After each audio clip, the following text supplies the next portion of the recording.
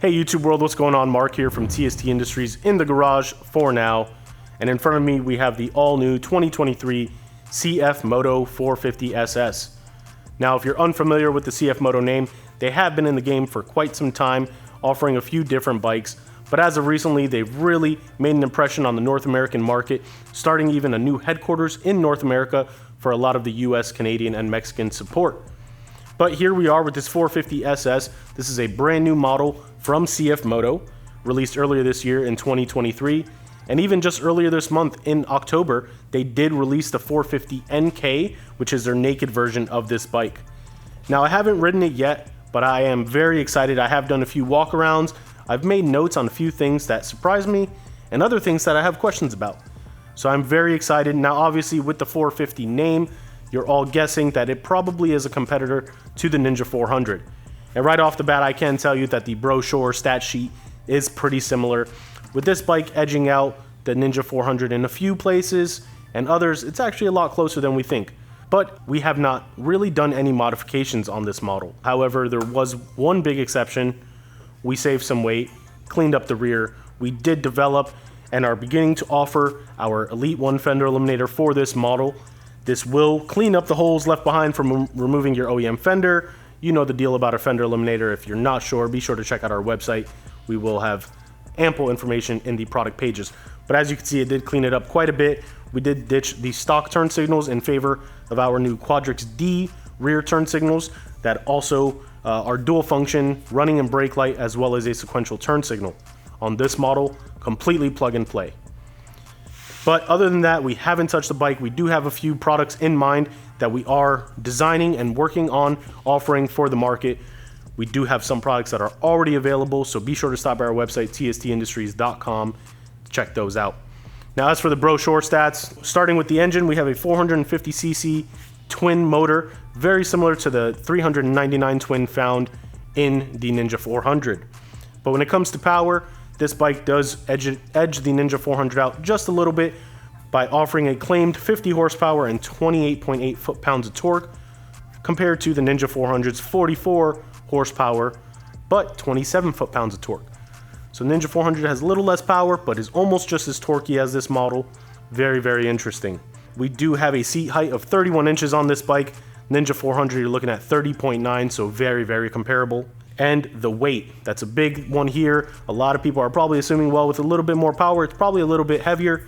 That is correct, but only by 4 pounds. You're looking at 370 pounds curb weight claimed by CFMOTO, compared to the claimed curb weight of the Ninja 400 by Kawasaki, which sits at 366 pounds.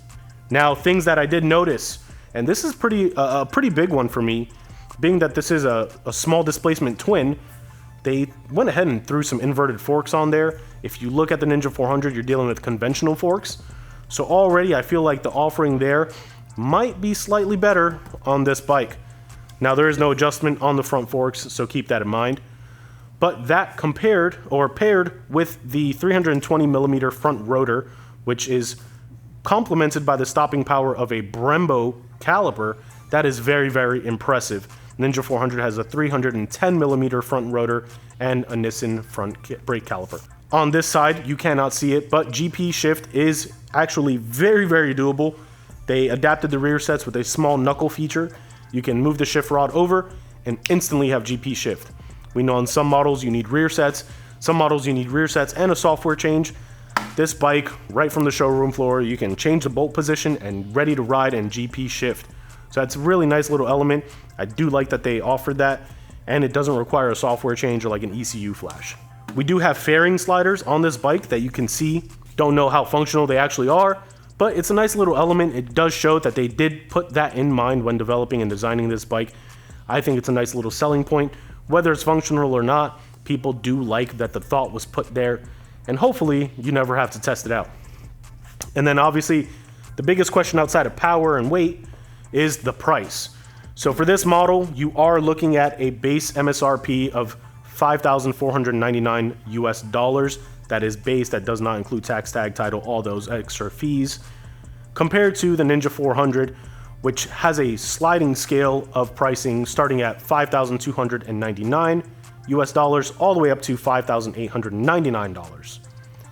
keep that in mind. This is only offered with ABS. The Kawasaki is offered in a non-ABS version and an ABS version. This is currently offered in 2 different colors, and the Ninja 400 has a wide range of color options. Every year, it seems like Kawasaki offers 3 base colors along with their iconic green KRT color scheme. But we will be running this thing through the gauntlet, showing you a little bit of its capabilities, some really cool features, and hopefully you all stick around and enjoy. Again, this is the CFMOTO 450 SS first ride review from TST Industries. We hope you stick around. So here we are on the CFMOTO 450 SS. This is TST Industries, and this is our first ride review. Now, I will just be completely honest, I have not ridden this bike at all. We decided to do this first ride review, and I've ridden other bikes, as you know. We've done, the MT-03, the CRF 300, R7, ZX4R, GSX-8S, and they're going to keep coming. But this one, I wanted to be completely as completely unbiased as possible. And as one would expect on a 450 or a sub 600 twin cylinder, this thing feels exactly as you would expect. It is peppy. It has a nice sound to it. The stock exhaust, actually, I think it does pretty good for what it is. Let's go ahead and get around here. It does really good for what it is. I'm very, very surprised at the sound and the power delivery of this bike so far. We're not on the track. I'm not really pushing it to its limits or theoretical limits, but just riding it on the road and putting it through the paces so far, this bike, honestly, it feels just like every other small displacement twin that is out on the market. Now, I haven't ridden a bone stock Ninja 400, so I should have that disclaimer right there. But I have ridden the MT-03, and I remember very well what that bike feels like. This bike feels very similar. The foot position, the ergonomics of this, you feel, it is kind of similar to the MT-03. I feel very in the bike, I feel very in the bike, not on the bike. With the lower seat height of just 31 inches, but the gas tank being raised up. I mean, this is a very, very tall gas tank. Same fuel capacity as the Ninja 400 at 3.7 gallons, I believe. But it is a very tall gas tank. My knees get locked in on the tank, and I'm able to get into a tuck position pretty nicely if I wanted to. Now, handling wise, this bike again feels like a small displacement bike. It has the get up and go that you would expect from a motorcycle. I think with the almost 29 foot-pounds of torque and the 50 horsepower, the overall delivery of this thing is very, very smooth. Shifting through the gears feels very solid. We have not switched the shift rod over to the GP shift setting, so this is standard setting. But even with that, it does feel very solid. When I'm shifting gears, I feel confident in knowing that it's not going to slip out. But one issue I have so far is finding neutral on this thing. I've battled with it quite a bit. I have noticed that if the clutch isn't fully engaged, it really doesn't like to move at all. And let's see if I can find neutral on the first try. Oh, there we go. Okay. So that wasn't too bad, but that is something to know. I noticed that neutral can be a little finicky to get into. I don't know if it's because this is a, virtually brand new bike, if it'll break in some more. But if overall it feels like neutral can be, you might have issues finding it if you're not careful. So be sure that when you're coming to a complete stop on this bike, make sure you're not accidentally in gear, let off the clutch, and then boom, stall, drop it, whatever.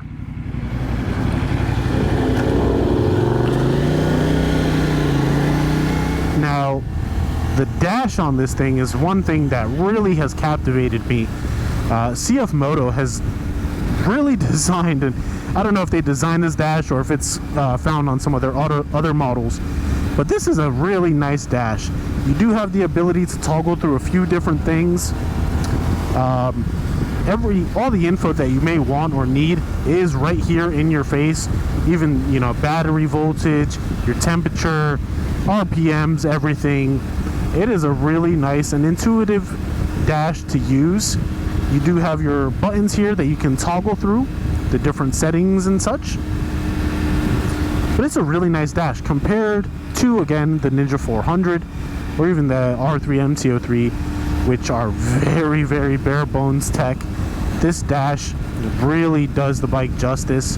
When you sit on the bike and you see that cockpit, you are kind of impressed. At least I am. Especially for the price point of the bike.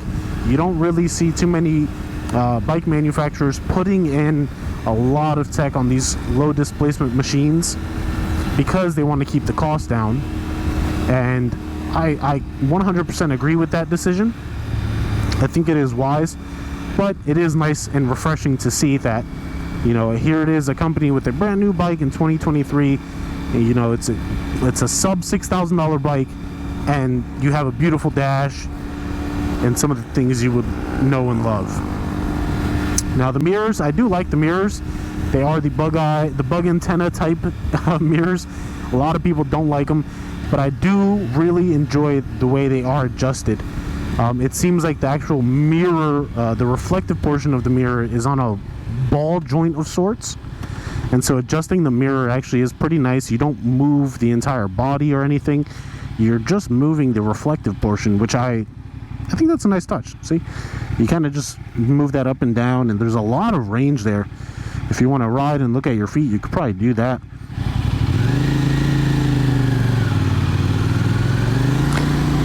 And now one thing I will say that it caught my eye, and the more I look at it and notice it, the less I like it, is all of this fake carbon. I think it's a nice touch, but in my opinion, if you're going to do this much fake carbon, you should probably just do real carbon.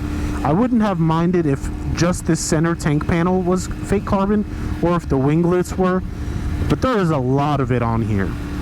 And although it does give it a nice aesthetic, I do think that it does lend itself to look a little cheap-ish. Now, I'm not saying this bike is cheaply made. I'm not saying anything like that, nor am I suggesting it. But that is one thing I noticed. I'm not a big fan of fake carbon. I think if you're going to do carbon, just do it properly. But if you are going to do fake carbon, keep it minimal. Keep it tasteful. But the designs on this bike are really nice. I do like the winglets, the duct features up front. I think that's a pretty nice little touch. The controls and everything are really, really just kind of in your face. I do like the adjustable levers that are on here by default, paired with the radial master cylinder. It's the subtle things that people notice and enjoy, and I'm one of those people. Now, as far as how the bike is made, I will say, you know, we've had it in the shop for about a week and a half now, 2 weeks. We have done a little bit of R&D. We have taken a lot of these body panels off and put them back on. The fasteners on this bike, I'm not a big fan of. Now, obviously, we're a company that really hits the market running with designing and offering products that are unlike anything else on the market. Setting your bike apart, we take pride in our quality and the value that you get. With this bike, taking the panels off and putting them back on, it's really easy, but the hardware choices that they use leave me a little concerned. It's a lot of Phillips heads, self-threading screws and things like that, where I wouldn't mind seeing some standard, you know, stainless steel bolts with a socket head or anything of that sort. So that's a little strike that I do have to give on this bike. I do think that that's, you know, one of those places where they saved on the cost, which then reflected down to the customer of savings. Because I do understand, like, you know, stainless steel bolts, a lot of people may not put much thought into it, like, oh, it's just a bolt, you know, like throw them on. But when you're mass manufacturing products and you're offering them at the price point of this bike, or any, you know, budget friendly purchase, those things add up. You know, 10 bolts here, 10 washers and 10 nuts, done over 2,000 times. You know, it does add up. So I won't deduct points for that, but me personally, that is a point off of my checklist that I do not really care for. Now, I do like the turn signals being built in the mirror. Obviously, if you remove your mirrors, you do lose them. Curious to know how many people are actually going to track this thing, but I do like the turn signals. I think that they are pretty nice, and the controls are solid. You do feel a solid click when you activate your signals, and when you deactivate them, it's very, very seamless. It's almost too seamless. There have been times where I've noticed I've left my signals on because when I activated them, I went to go click it off, I was expecting something more. And so just, again, a little thing that I noticed, the seat on this bike is, it leaves much to be desired. Coming from the Big Four and other models, I'm used to pretty refined seats with, you know, leather or a fake leather cover. This seat seems very flimsy when you hold it, but it's actually, you know, not too bad when you're riding. I'm curious to see how I would feel after, you know, riding for an hour or two, if that would, you know, present any issues. I do know a lot of people go for aftermarket seats for that exact reason, so I'm very, very curious on the long-term riding of this bike and how the seat would feel. But I think with the geometry of what you're sitting on this bike, you know, you have the seat is very low and it's in the bike, and then the rear sets are in a nice position as well. So overall, the feel of the bike and paired with your riding style, it's actually really, really impressive. Again, this being a sub $6,000 motorcycle, naturally I do expect to want a lot more. But I gotta be honest, I really don't. There are a few things here and there that I would change, but not much. And boy, I mean, that thing does get up and go. It does have some pep to it. Downshifting is it's very solid, and it does have a nice little pep to it, where, you know, if you need to get up and go around someone, this bike can definitely handle it.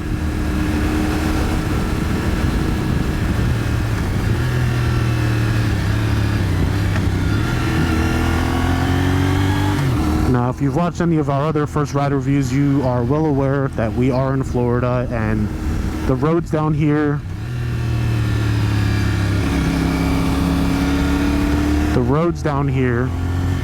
are very straight and very flat. There's not many hills, there's not many big crazy curves, but in these Florida curves that we are finding ourselves in, the bike actually handles very, very well. I'm not finding like any chatter or anything. Now, obviously, I'm not diving into the corner. I'm not on a racetrack setting lap records or anything like that. I'm just a normal, everyday Joe Schmo on a motorcycle. But the bike does instill a little bit of confidence in me to ride harder within my limits. So I do like that. I think that,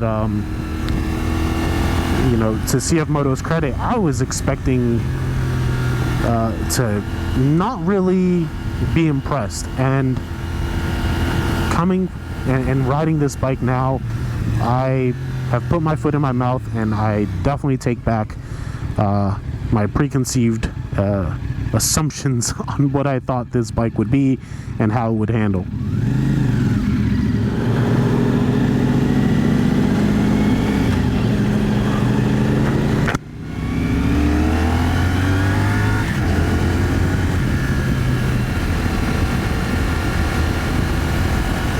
So I do have to applaud CFMOTO. I think that this offering is a great beginner bike, or if someone wants a small displacement motorcycle that isn't a Ninja 400 or an R3, this is a great option. The price point of this bike, with the offering that you get, the value that you get in return, it definitely makes it a winner. It really does. I urge you all, if you do have a dealership near you that carries CFMOTO, go check one out. Go take one for a test ride if you're able to, and let us know your thoughts. I'd be very, very curious to see how this thing handles on the track. I do believe they are selling either exclusively or somewhat exclusively to Ride Now dealerships. So if you have a Ride Now dealership near you, call them up, see if they have a CFMOTO 450 SS in stock, and see if they're doing test rides on them. This does make me want to try and source 450 NK, which again is their naked version.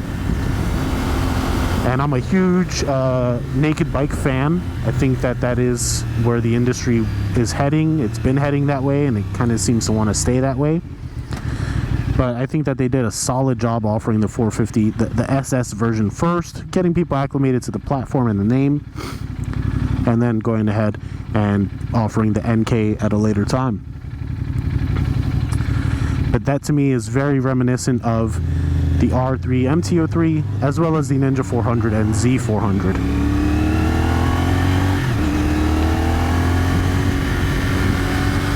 Stock tires on here, I'm not sure what they are, but they feel really nice. Obviously, again, I'm not pushing it. I am riding within my limits, within the road rules and such, but I haven't found any instances yet where I feel it slipping, sliding, just, you know, I'm demanding more than what the tires can handle. I don't think that's the case at all on this bike. And again, look at that. Very quick to just get up and go. We will be doing a highway run as well, so I am curious. We are getting a little bit of rain now, so we'll see how this goes. But I am curious to see how this handles on the highway with some more severe wind, and you know, the cars driving past, causing disturbances with the aerodynamics and such. But you get down into a tough position on this thing, and it's pretty nice. You scoot your butt back on the seat, and you tuck down, and you are right in line on the windscreen, creating a nice pocket of you know, less drag. And you could feel it. You could actually hear it if you have a pretty nice helmet. You can hear the wind buffeting around you, proving that the aerodynamics on this are actually pretty good. They're pretty impressive. So now we are going to take this thing on the highway and see what it's kind of capable of. Now, obviously, we always ride within the road laws and our abilities. I will push it just a little bit just to see what this bike is like. Again, it is, you know, a small parallel, small twin. It is just a 450cc motor. I expect that it is going to sit pretty high in the rev range. Alright, so here we go. Highway pool, exit to exit. Let's see what the CFMOTO 450 SS feels like for an everyday rider who may have to take some higher speed limit roads.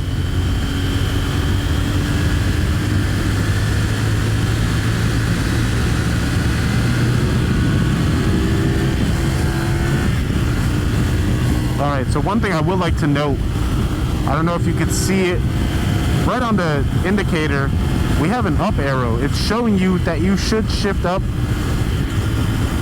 I really like that. I just noticed it. We've been doing this whole first ride. I had not noticed it up until this point, and it's something that it's a nice little touch. It's similar to Kawasaki's shift light. Honda has incorporated a shift light.